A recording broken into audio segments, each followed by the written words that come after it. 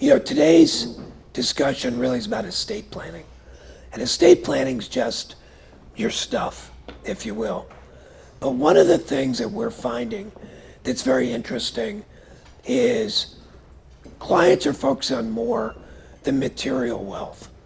There's a much bigger focus on what's termed immaterial wealth, experiences. How do you pass on family traditions to kids or family values? Or how do you use that money to make an impact?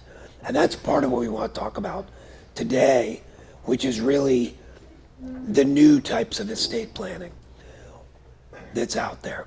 In the books, there's a ton of information, but as with anything, this is really an individual planning situation. Everybody's needs and objectives are different as far as that goes.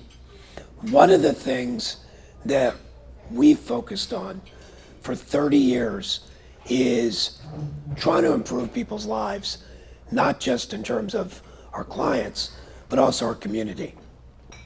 And those of you who've known us know we usually have a Carver Cares partner for all of these events. And today, we don't have a partner, but we're announcing a new initiative. And you guys are going to see some more about this. It's called the New Beginning Initiative. And what we're going to focus on is that anybody in Lake County that wants to work is going to be able to have a job. We have a huge and an interesting issue in Lake County that we have a ton of employers that can't find people to work. At the same time, we have a ton of people that want to work. The problem is, number one, that if people work and earn a minimal amount of money, the challenges are, number one, if people make a minimal amount of money, they lose all of their assistance. So it just doesn't pay to work. The other challenge is there's a lack of affordable childcare, or it's hard to get to work. And so we're working with a couple of agencies to provide absolutely free childcare, free transportation, and free training through a number of schools, whether it's Auburn or Lakeland, for anybody that wants it in Lake County. So, my goal, our goal at Carver Financial, is to try to focus on people that want to help themselves.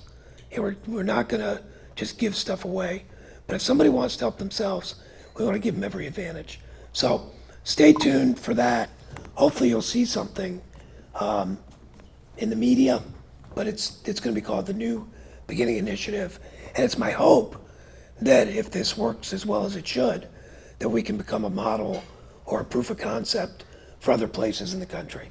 And then people can follow it. So stay tuned with that. The other thing I just want to touch on briefly, because we're talking about our stuff, is kind of what's happening with the markets. Because people say, well, estate planning's great, but if I don't have any stuff, then it doesn't really matter. Because I'm losing all my stuff. The reality is, if we weren't being inundated from the media about the Ukraine or inflation or some of the other things that are out there, COVID, the market movement we've been seeing recently is no different than what we've seen for the last 40 years. I mean, January was a tough month, but it really only dropped, a relatively few percent. And most of you have seen this chart. When you come in for your reviews and your planning meetings, this is always in the back. And it may be hard to see here, but the point is every year there's a dip in the market, on average 14% over the last 42 years. At some point you're down about 42 or 14%. 2020, COVID hit in March, the market dropped over 30%. And then we proceeded to have this huge run up. The point is, what we're experiencing now, it's not different. The cause is different. And I think, quite frankly, a lot of this talk about, inflation's because of the Ukraine, that's just ridiculous. 11 days did not cause this. But the fact is that what we're seeing is fairly normal. If we go back and look at other geopolitical events, and of course they always say past performance doesn't indicate, future results. On average, it takes 137 trading days to come back from whatever it was, whether it was 9/11 or the Arab-Israeli war or the oil embargo or the first Gulf War. Generally, you get a pretty good drop because people are uncertain, and then it bounces back. But it takes about 4 months, 5 months. So again, not unprecedented. The one thing, and again, you guys have heard us and seen this forever, that you can't do is try to time the market. There's no reason that yesterday the market should have shot up, a few hundred points, whereas the day before it was down. It's just day-to-day perception and movement. The problem is most of the best days occur within a week of the worst days. In fact, over the last 20 years, 7 out of 10 of the best days happen within 2 weeks of the worst days. And so if you had invested $10,000 in 2020 and just let it sit, or excuse me, in 2001 and let it sit till 2020, the 10,000 would have grown to about $42,000, or 100,000 grew to 420. If you missed just the 60 best days, the 3 best days each year, your 10,000 was worth $2,000. You lost 80% of your money after 20 years. And so the tendency is, stuff goes down, people get scared, they get out, they wait for it to get better, they either don't get back or it goes back up and they buy high. And I can't tell you how encouraged I've been. In the last month, we've had really nobody that, panicking was in the past. And frankly, people have been investing quite a bit. So I think you guys get it. It's just a lot of people don't. And it's a mistake we've seen made forever. So I think, and we think, you're going to see much higher inflation. The biggest risk most people face today is inflation. $1 tomorrow is not going to buy what $1 today does. And so to maintain our lifestyle is going to take more money. The people that really affects are low and middle income people. That's why this initiative is important to us, because they talk about not raising taxes. Inflation's a huge tax. When you go to Heinen's or you pump gas and it costs twice as much, you have less money to spend on other things. So our focus, has always been on fighting inflation and maintaining standard of living.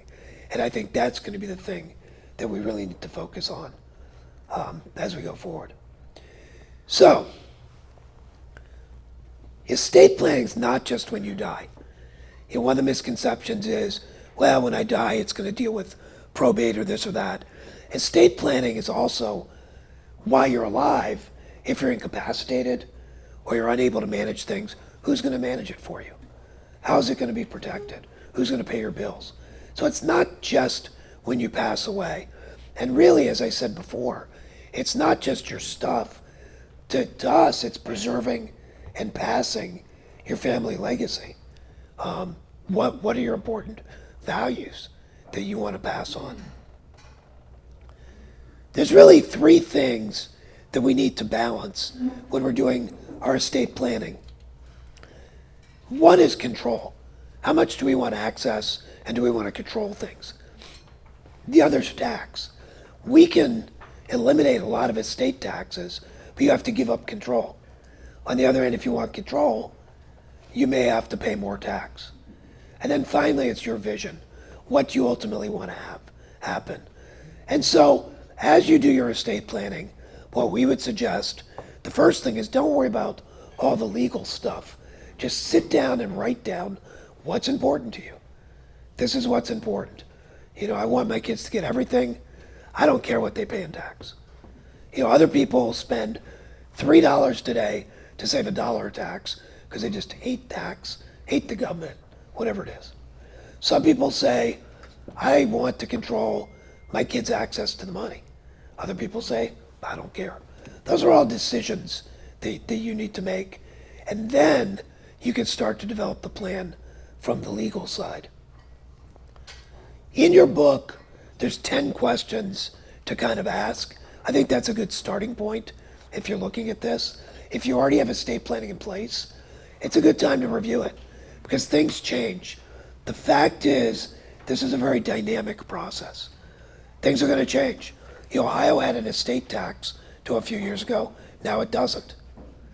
The amount of federal tax changed, or the limit at which you pay tax went up a huge amount years ago. It's going to come down again. How do we plan for that? So we need to look as tax laws change, as your goals change, and really as your assets change. It's very interesting. I've done this 34 years now. In the 80s, everyone was worried about, I've got so much stuff, I'm going to pay all this tax. And then 2000 hit, and 2001, everyone was like, I'm going to run out of money. I don't care about the estate. I need money. And now we're kind of coming back to, wow, we got a lot of stuff. How are we going to deal with this with the kids? Right now, each person has roughly $12 million that can pass federal estate tax free to your heirs. So if you're married, that's $24 million before you pay any federal estate tax. And Ohio doesn't have a tax. In 2026, that 12 million goes to 5. I'm rounding, it's roughly 5. So, the question is, what can we do now to plan for that? Part of the Biden tax proposal was to roll that back this year. Now that didn't pass with Build Back Stupid, but just saying, sorry, I shouldn't say that. But the plan really made no sense. But it's likely they are going to pass some of these things. And estate taxes are one of the things they're very easy to play with because for the most part, dead people don't vote until the last election. But, it's something people don't see. And so the other thing they're looking at is capital gains on estates. Right now, when you pass away, everything gets stepped up. So that means if you paid $10,000 for something that's now 20, when your kids get it, 20,000 is the basis from which they would pay tax. In other words, there is no tax on the 10 you made. It goes away. They want to make that taxable. And again, how many of you remember in 2010, the estate tax went away? For 1 year, there was no estate tax. So for a year, there was no estate tax in the United States. But that step up in basis went away too. You were limited to $1 million of assets.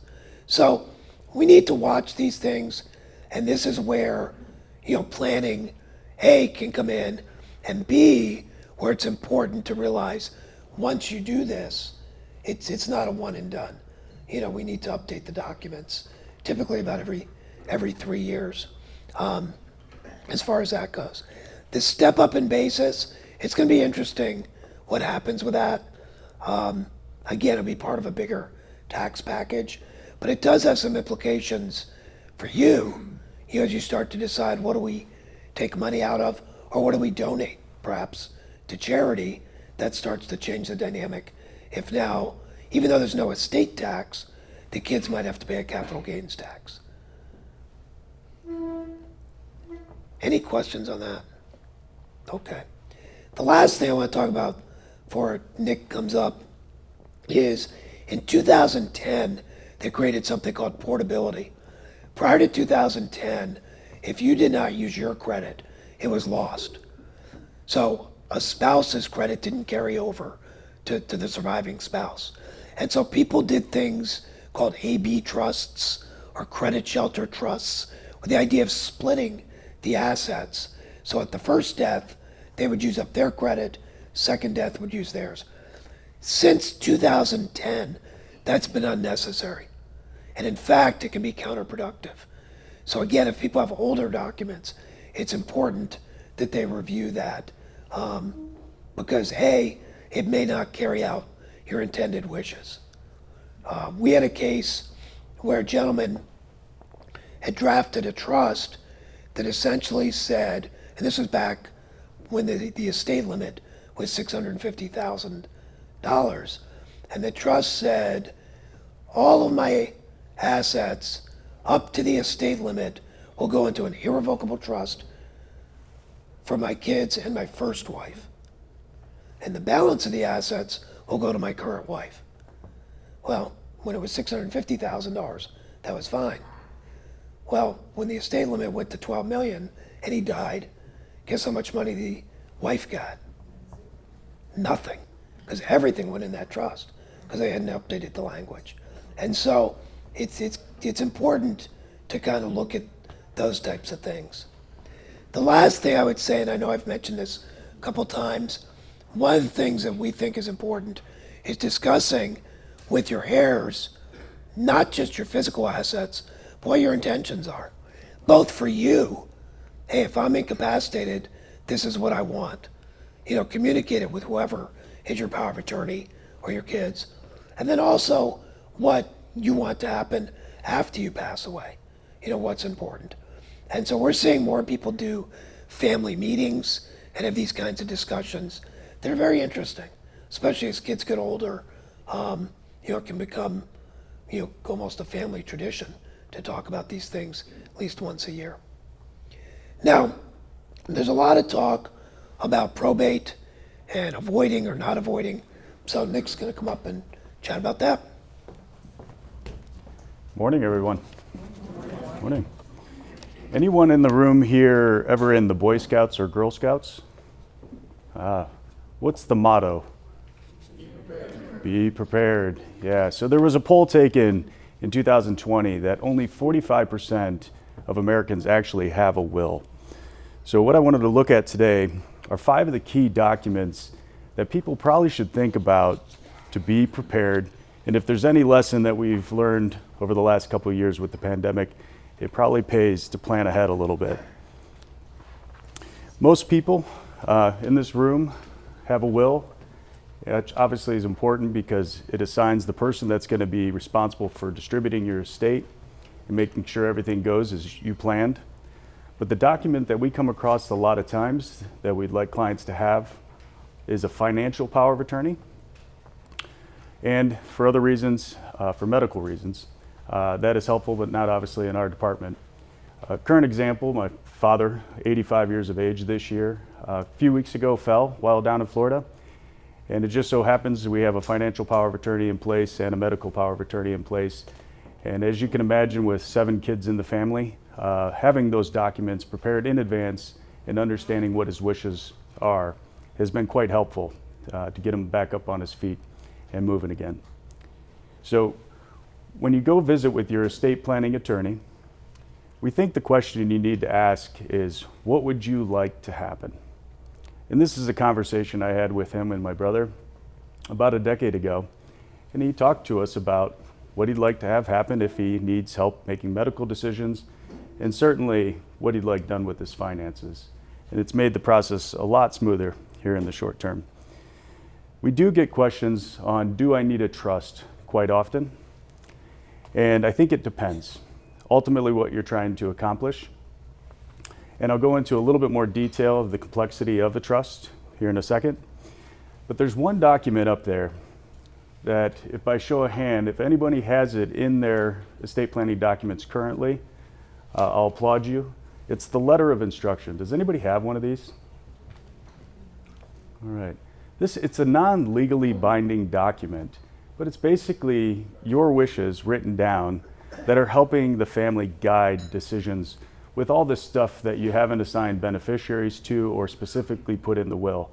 So if anybody's had a family member or a friend pass, there is a point in time of dealing with that event that there's all the things in the house, like who gets the couch, who gets the dresser, rings, jewelry, that type of stuff are usually accounted for. But we do find that this document can be put in with your other planning documents, and it just helps guide the person that's going to be responsible, making sure your things go to whom you want them to. So a lot of people might have heard of probate. It's not a big, scary thing. It's just a process that you go through that validates your will. And in your will, you've identified somebody that is responsible for distributing your estate and making sure it goes smoothly. There are some advantages to the process. If for whatever reason there's some dynamics to the family, and you need an impartial party like a judge to help figure out the distribution of your estate, they certainly can step in. Now, a lot of times it can take up to 9 to 12 months, depending on the complexity, or if not longer. If it's a smaller estate, it certainly can be settled much quicker. And then any assets that go through probate, there's usually an expense associated with it, because a lot of times you're going to retain help from an estate planning attorney, and they charge a fee for their services, which is appropriate. Now, if you want to move along a little quicker and not go through probate, all of our clients here, if you've met with us, we try to make sure you have beneficiaries assigned to your accounts, not only primary, but contingent beneficiaries. That way, if something does happen to you, you've identified who you'd like to receive your money, and the assets will move quickly to them as soon as the executor's been appointed and we have a copy of the death certificate. Now, there are 30 states that allow you to add a TOD to your house, car, motorcycle, if you have a tractor, we've come across that, or your investment accounts. A POD, or a payable on death, is what you would add to your bank accounts. So I come from a larger family, 7 children, like I said. If you can imagine, if there were 7 beneficiaries on my father's home, and all of a sudden we're all now owners of that house, how quickly do you think we're going to make a decision on what to do with that property? Right? So odds are you might have a couple that say they want to keep the property. There's a couple that want to sell it. Let's just say we all agree that we want to sell it. And then at what price are we going to sell it? And then never mind all the expenses just to carry the property. Make it an even smaller object, like a car. Well, in this case, if you have 7 owners on a car, who wants the car? What are we going to sell the car for? And who's going to be responsible for doing it? So the one point I'm making is the transfer on death agreement, which is the TOD or the POD agreement, certainly can speed up the process and save expense in passing your assets. But it can add complexity at the same time. So a lot of the estate planning attorneys that we work with will encourage you to either identify one person or not even add a transfer on death agreement to those types of assets like a house, a car, motorcycle, and have that asset move through the will, which the will then tells what to do with that piece of property. Anyone here know anyone or have a property in another state other than the one they reside in? Second properties? Pretty popular, this place, because in the winter a lot of people go down south. So there's something called ancillary probate, and it seems complex, but it just really means if something happens to you, you have to go through probate in 2 different states. And as I just mentioned before, probate can come with an associated cost, and a lot of times people do want to avoid it. So there are a few things you can do to help speed up the process if you happen to own a property in another state. You could put the property in joint ownership. Now again, there's 30 states that also allow you to add a transfer on death agreement.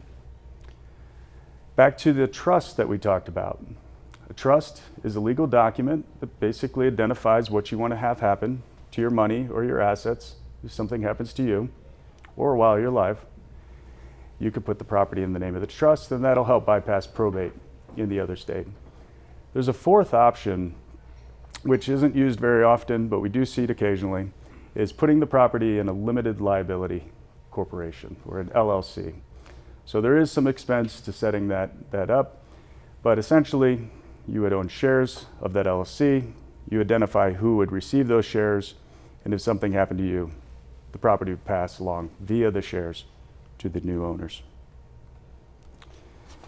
Like I said, trusts are something that we get a lot of questions about, and we certainly manage quite a few of them.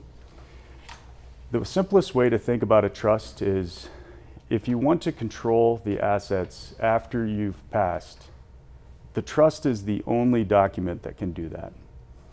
So while you're alive, you can create what's called a living trust, and you manage the money or the properties.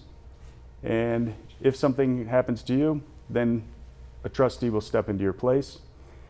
But occasionally we'll come across a situation where either you have some dynamics in the family or frankly, just nobody that you think is capable of managing the assets or the properties if something happens to you.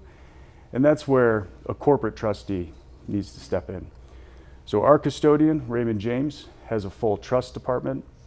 And a lot of our clients, if they want to avoid any complexity in the family, or frankly just don't have anybody they think is capable, will assign Raymond James as their trustee. So not only if something happens to them and they need help while they're alive, Raymond James can step in, or if they pass, they make sure that everything goes smoothly afterwards. So with all that said, Randy's going to take us into the afterlife in the cloud. Thanks, Nick. How many of you have a social media account of some sort? Facebook, just about everybody. How many of you put photos, not just on the social media, but put photos in a cloud source instead of keeping them? Just about everybody. Well, one of the things is when we look at all the social media that's out there, and there's a lot, the law has been very slow to catch up with that. And so they haven't really known what to do with digital assets. Because digital assets are essentially a new category. And the laws weren't geared for this. And so what happened is a lot of the providers would come up with their own rules. Ohio was one of the first 3 states to actually address digital asset planning and what providers would have to do. Because at this point, a lot of them won't recognize just a will, for example. You got to jump through a bunch of internal hoops or your stuff just gets lost. There are also some options for what happens. For example, when you pass away, what happens to your Facebook page? Well, Facebook has a couple options you can use. So let's talk about a few specific things. First of all, financial information. If you use PayPal, Venmo, eBay, any of those types of things, you may have actual money that's out there. Or if you use Quicken or TurboTax to do your taxes, your tax information could be out there. If something happened to you, how does somebody access that? How do they even know you have it? It used to be if someone didn't have an inventory, the family would go through statements and this and that. But if they don't have access to your computer, they may not even know you have that account at Venmo or Zelle or someplace, or eBay. So one of the key questions is, how's the executor going to know? How are they going to get access to it? We could talk about things like LinkedIn, Pinterest, your email account. Do you want someone to see your emails or not? Do you want them to have access to that email account? So correspondence before, it wasn't difficult to determine who signed it, who had it, because it had your name on it. But now with electronic things, social media sites have their own rules for what happens if something happens to you. And so clients also may want to post a memorial message themselves. You can set something that triggers if you pass away. It's going to automatically happen. Websites and blogs, URLs, backup sources like Dropbox, web-based medical records, things like Ancestry.com, and then again, memorial pages. Again, how do we find them and who gets access to them? In an area that's becoming, really more important, do you back your stuff up someplace? And do people have access to that? So the easiest thing to look at are bank accounts, those types of things. But there are a lot of other assets that have monetary value that people might not even think about. In 2007, there's a World of Warcraft account that sold for $9,000. I saw last week an avatar sold for $2 million.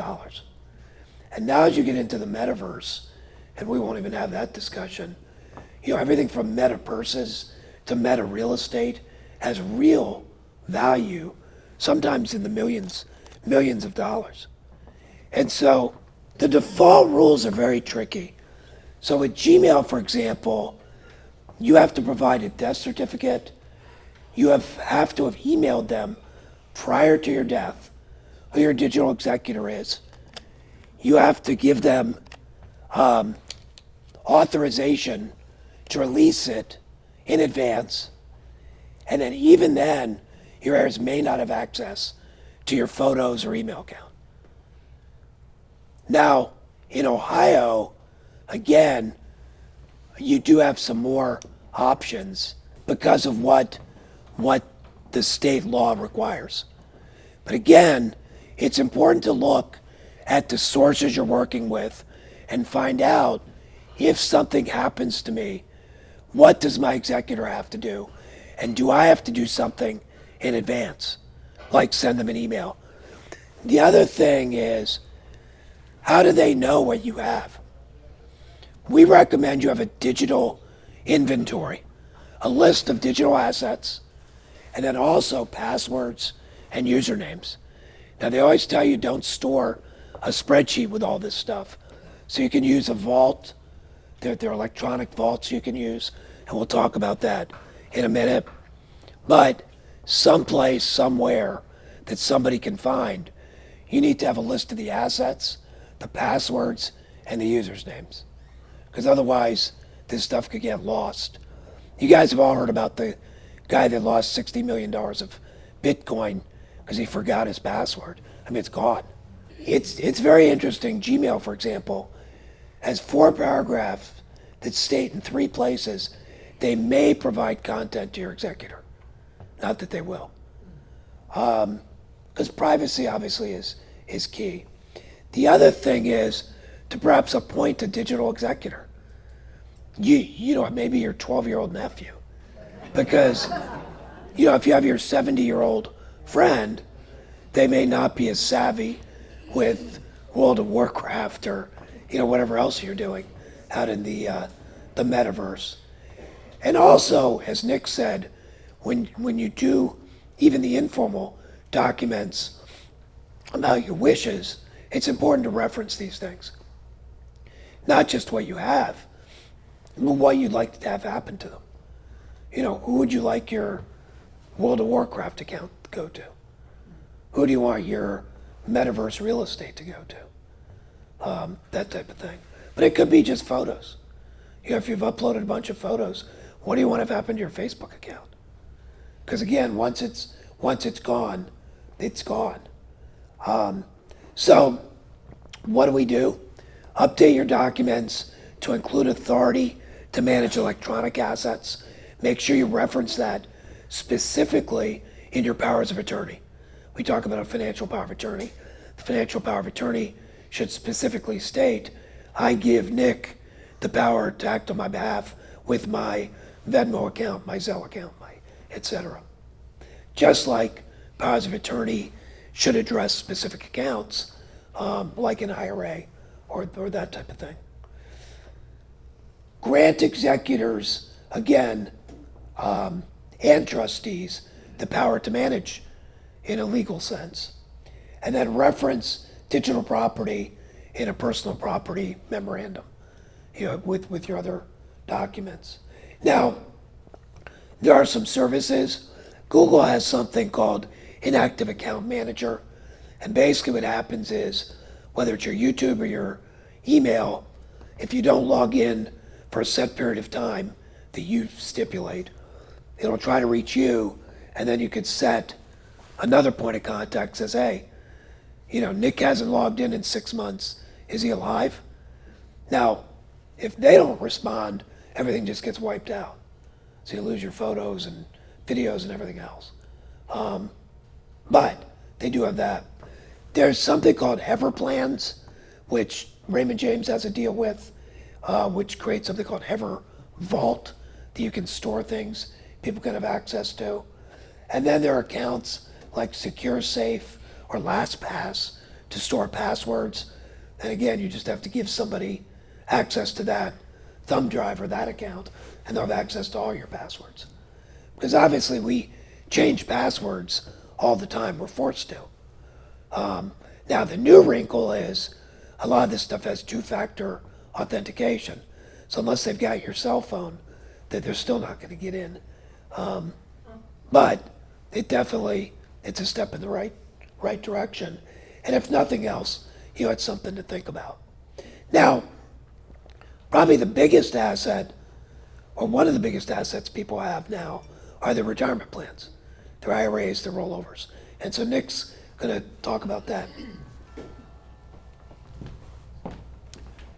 Yeah, as Randy mentioned, we spend our whole lives saving for the inevitable retirement, and it happens to be one of our largest assets. So there were some rules changed a couple years ago under what's called the Secure Act, and a lot of people have heard about them now, especially considering it changed the age at which you have to start taking money from your IRA, which is now 72 years of age instead of 70 and a half. But a lot of times people don't know it changed the rules for non-spousal beneficiaries of your retirement account. So this is not your spouse or significant other. It is your kids or anybody that is not your spouse or significant other. And the change to the rule is you have to take the money out within 10 years of the year of death. So they changed the law basically to accelerate the taxation of the dollars in the retirement account. Whereas before, as a non-spousal beneficiary of a retirement account, you could essentially spread those distributions out over a lifetime. So nowadays, when we're working with clients, we're having this conversation because it's important to not only understand what your current tax rates are, but we try to take into consideration what your kids or whomever is a non-spouse that you're leaving your money to's tax rates are going to be. Because as you can imagine, it being one of your larger assets could be millions of dollars, and all of a sudden individuals are required to take large chunks of money out, which then pushes their tax rates up. So over time, once we see people retire, they'll have a tendency to consolidate the retirement accounts into one IRA, individual retirement account, or a Roth IRA. Same rules apply to a Roth IRA, although the money that comes out, just as it would for you, is tax-free for your non-spousal beneficiaries, but has to be distributed over 10 years. Now there's one trick. At age 72, again, you're required to take those distributions. If you so happen to have an old retirement plan, you cannot do what's called a qualified charitable distribution.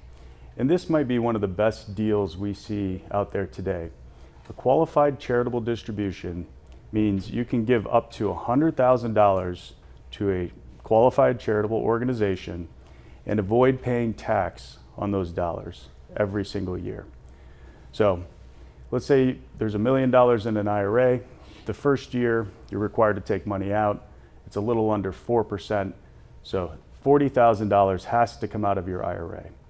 In this example, if you're charitably inclined, let's say you put money in the pan every week at church, add up all those donations, bundle them, you can make one gift to the church and avoid tax on that distribution, and then take the rest of the required distribution, spend it, reinvest it, whatever you like.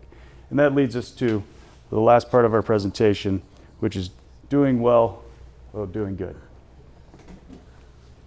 Thanks, Nick.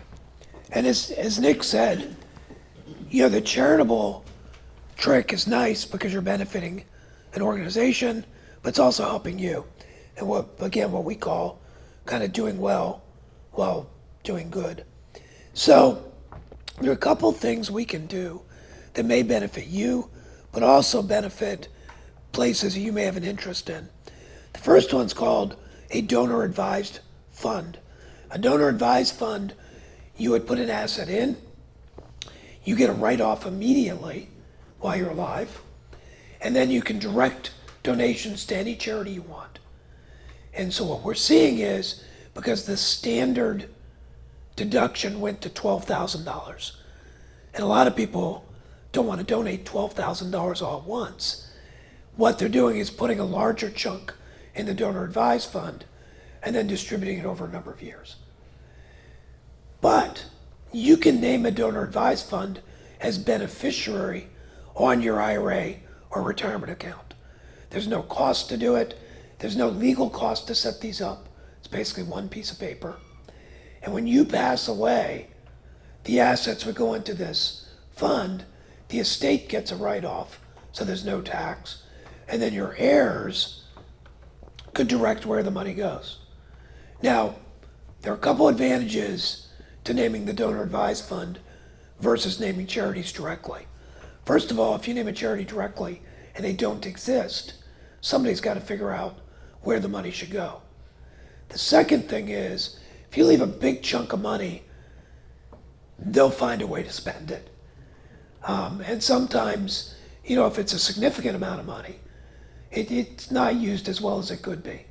With a donor advised fund, you can stipulate that X amount of dollars gets sent to your charity every year. So for example, my sister passed away and she wanted to set up something for the University of North Carolina. Instead of giving them her whole IRA, they get 10% a year as long as it lasts.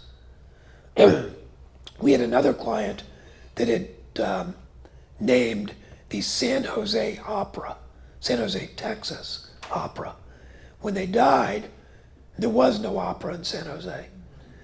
So the trust company who managed the donor advised found another opera right next door, I think in El Paso or someplace. But they found a like charity. So the donor advised fund can be a really nice tool versus naming charities directly. The second thing is a charitable remainder trust, which when you're doing estate planning in general is a way to put assets in, get a deduction today. At some point in the future, you can take income from that trust. Your kids could get income, and then when whoever the last income recipient dies, the remainder goes to charity. But the cool thing is there's no tax as the money grows and gets invested. So let's say you have a lot of times a private company, or you own something, or you have something that's appreciated. So I wish I'd paid $1,000 for Apple stock, and now it's worth $1 million. If I sell that, I'm going to pay tax on all the gains. If I put it in a charitable remainder trust, I can take a tax deduction for $1 million and pay no tax on the gains, and then manage it as I want. Then I can take income, and when I die, the remainder goes to the charity. The nice thing is any assets in that trust are not included in your estate for that 12 million, soon to be 5 million. There is a flip side to that called a charitable lead trust. And what happens there is you put the asset in, instead of you getting income, the charity gets income. And after a period of 5 to 10 years, the money comes back to your kids and it avoids estate tax. So you'd put the asset in, the charity gets income typically for 10 years. At the end of 10 years, the assets come back to the family. But again, it avoids federal estate tax. The last thing just to mention, because people ask about it, are private family foundations. The problem with that is they're very expensive to set up. They're very expensive to maintain. There are a lot of tax filings and rules, and they must distribute 5% per year. So I would say, at minimum, you probably want $5 to $10 million to try to play with one of these. Whereas, the others, a donor advised fund, you can do it as little as $10,000. There's no legal cost. Charter remainder or charitable lead trust, I would say probably, really you can do it for any amount, but you are going to have the legal cost of setting it up. So probably, a few $100,000 would be the minimum. The other thing that's a great wealth transfer vehicle is life insurance. As much as life insurance, we are not big life insurance people as a company. People need insurance for a specific purpose. That's fine. It's not a great retirement vehicle, but it is a good way to transfer money potentially to kids or grandkids, because it leverages what you do. And again, there's no income tax on life insurance. There's a type of insurance called second to die, or the more politically correct term is survivorship life. And essentially what it says is, we're going to insure 2 people, and it'll pay upon the second death. And because of that, if you have one person that's relatively healthy and someone that isn't, we can generally still get the insurance. But it's a way to pass a lot of money on to kids or grandkids. And typically what will happen is the life insurance will go into a trust so that there is no estate tax on it. Now, generally, the max age to do this is early 70s. You know, it gets very expensive after that. The ideal time is in your 50s because it's very inexpensive. But it's worth looking at. I think people sometimes dismiss it just because in the past, insurance has been for insurance or sold as a retirement vehicle. They're now insurance policies. They're specifically designed for wealth transfer. They don't build up any cash, and they try to get as much death benefit for as little premium as possible. The last thing I'll mention is what's called a TCLAT. And I wanted to throw this in, not so much because of what it is, but just to show there are a lot of really neat things out there that as you start to get into planning, you can do. You remember a few minutes ago I mentioned the lead trust, charity gets income, then the asset comes back to the family. That's an irrevocable trust. Once you put the stuff in, it's in. So a lot of people don't want to do something that ties them up. With this, it's testamentary. It doesn't happen until you die.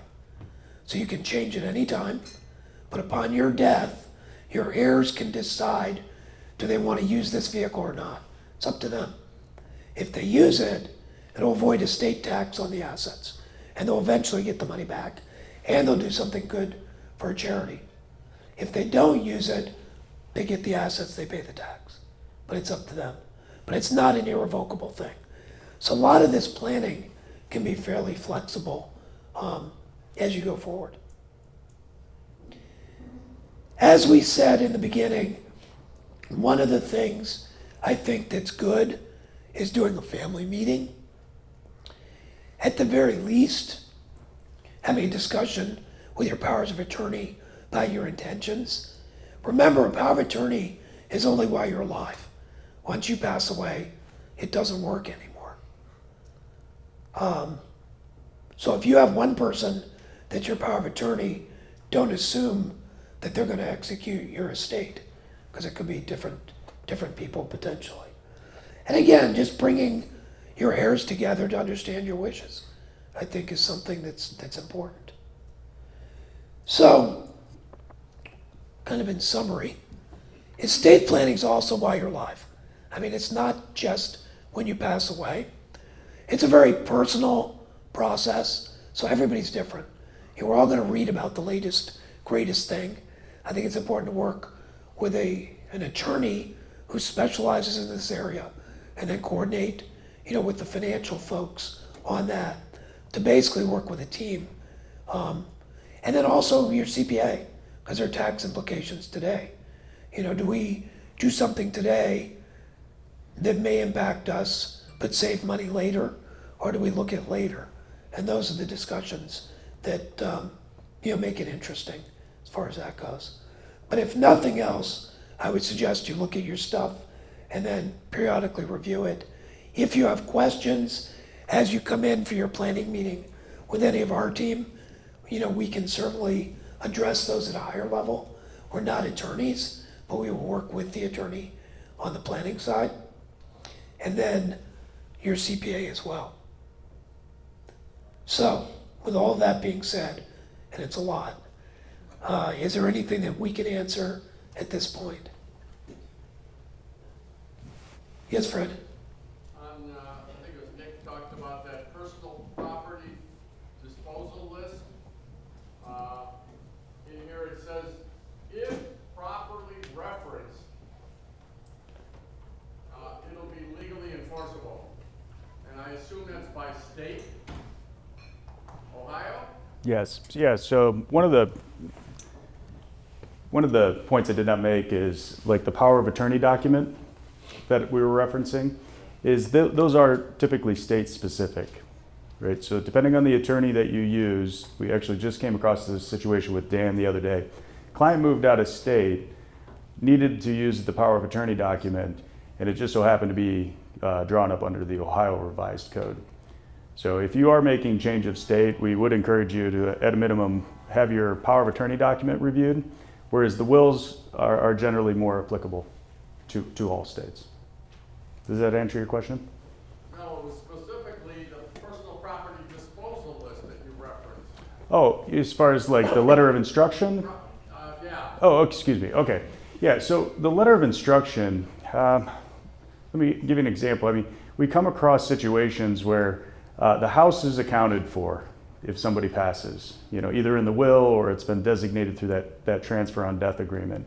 It's all the stuff in the house, you know, the dressers, like if something happened to me and my wife, we have like 6 bikes, you know, who gets all the bicycles for the kids and stuff like that. So it can be very detailed if you'd like it to be, or if you know somebody in the family that might want a specific item that you have, you could put it there.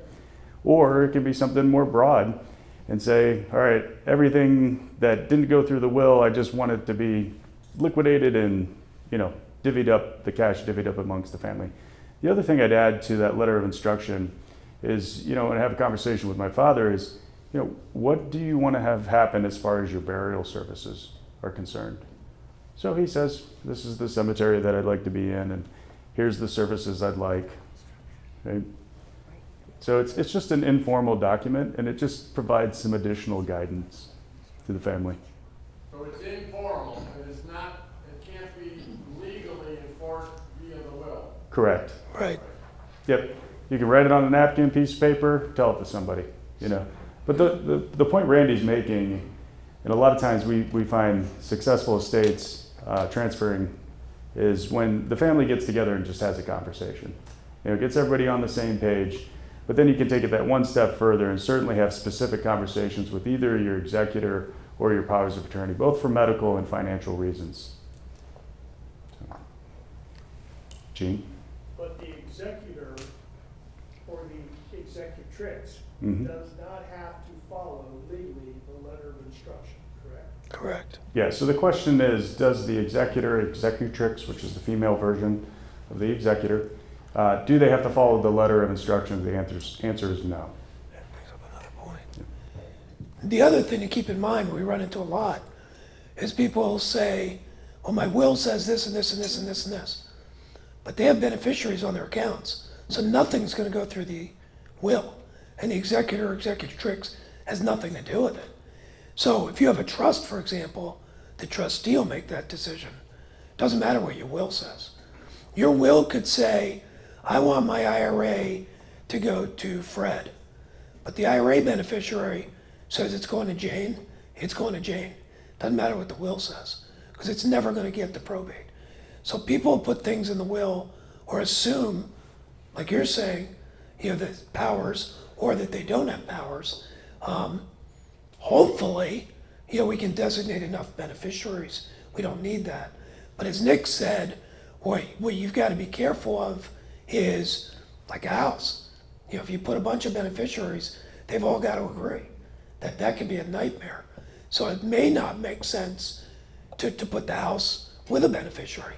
Maybe there's another way to do it, like the LLC, or putting it into a trust and let the trustee decide.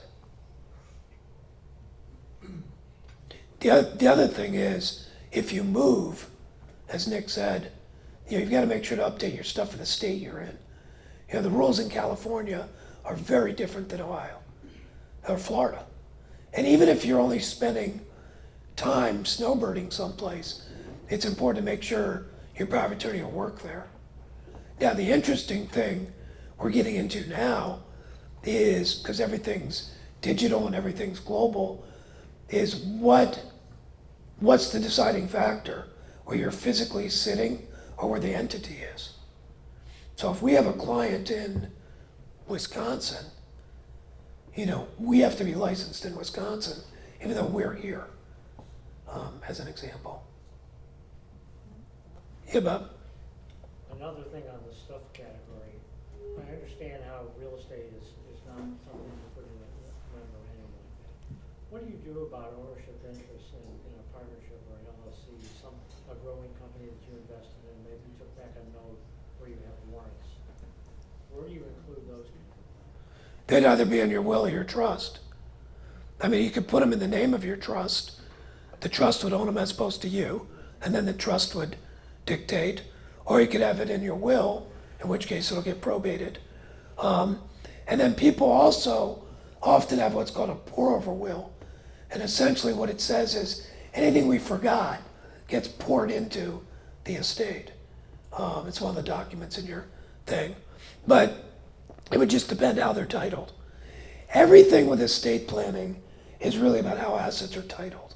It's not so much the asset, it's what name is on it.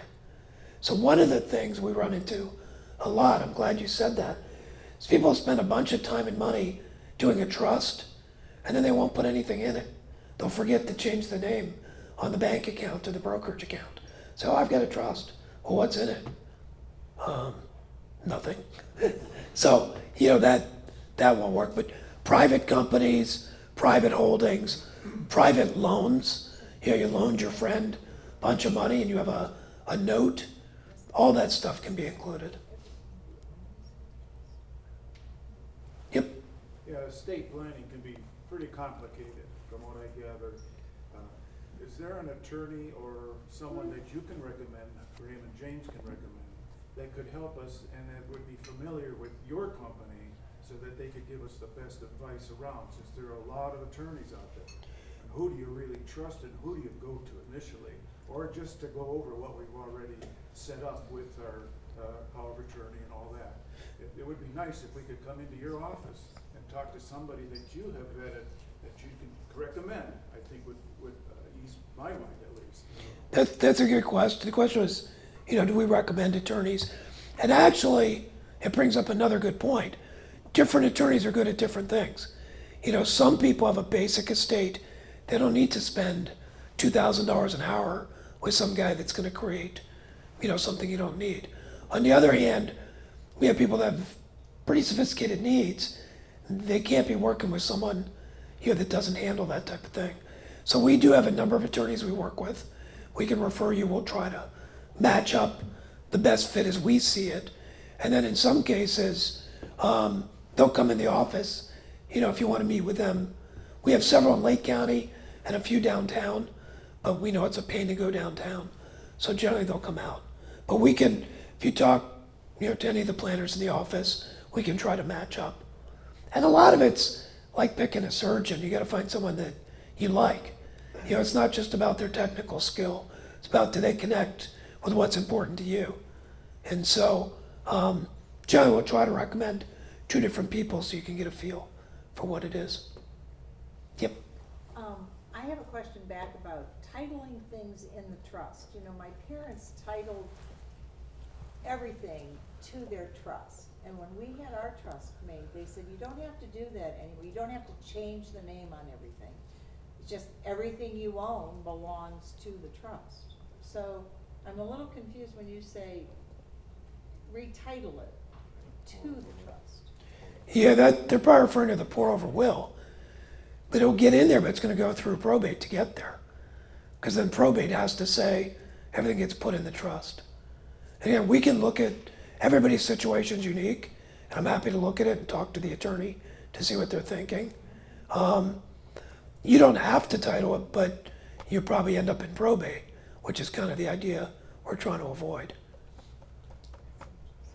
Yeah, maybe I can add something to that real quick. So I've got a little experience with that. So there is some language you can put in the will that says, if for whatever reason a piece of property account was not titled in advance in the name of the trust, there's what's called a pour-over feature, and it essentially puts it into the trust to then be distributed or retained however you see fit. So the reason it might not matter in your situation is if that language is in there. If it's not in there, then yeah, I'd probably have a conversation with the estate attorney. The other thing you would probably want to look out for is expense when it comes to settling an estate. Depending on the complexity or how things have been titled, is even if things are titled properly and pass efficiently to whomever you designate, usually have an estate planning attorney help you with that. Typically, I suggest having that conversation up front with what they think it's going to take for their services to help you, okay, as far as dollars are concerned. So as I mentioned, probate can take some time, and then each state, county essentially sets the guidelines as far as what attorneys can charge, generally a percentage of the assets that go through probate, right, specifically. Whereas a lot of attorneys might look at the situation and just offer a per hour rate or like a total dollar amount to basically settle it for you or help you settle it. Okay. So we probably want to get those documents out, read through them, and see if there's some type of language in there that references the pour over. What else? Any other questions? No. All right, well, we will have this recorded. It'll be on the website. You can look at it later because I know it's a lot. We have a number of things coming up. Again, they'll be on the website, from trips to presentations to the baseball game. So please check it. And then as always, if you have questions, just reach out to any of our team. But thank you for coming this morning. Yep. How does my long-term care insurance impact my estate plan? The question is, has long-term care insurance? That's actually a really good question, because there's two ways long-term care. First of all, some of the new long-term care is actually life insurance, that if you don't use the benefit, the remainder goes to your heirs. Traditional long-term care insurance really doesn't impact it directly, other than protecting your assets. So if you have long-term care, and you need care, the insurance will pay for it versus burning up your personal assets. But it really depends on the type of long-term care insurance. And now, because traditional insurance, Ohio is down to only 2 carriers. It's really, if you don't have it, it's just too expensive. But there are new types of long-term care insurance using life insurance and annuities that can provide a benefit for you, but if you don't use it, would provide a benefit for your heirs. So it's definitely worth having that conversation. So thank you for the question.